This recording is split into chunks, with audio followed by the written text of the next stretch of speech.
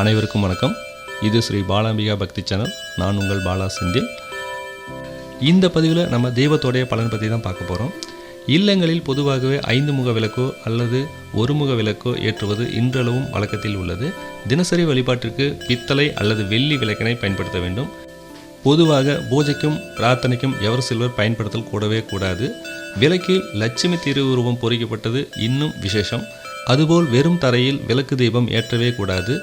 விளக்கின் அடியில் தட்டோ தாம்பலமோ சிறிய அளவில் விளக்கின் உருவத்திற்கேற்ற முக்காலியோ போன்ற அடிபீடம் அவசியம் வைத்துதான் விளக்கேற்ற வேண்டும்.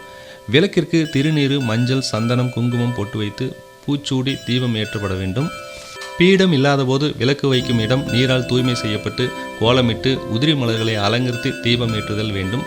எக்காரணம் கொண்டும் வெறும் தரையில் தீபம் ஏற்றவே கூடாது.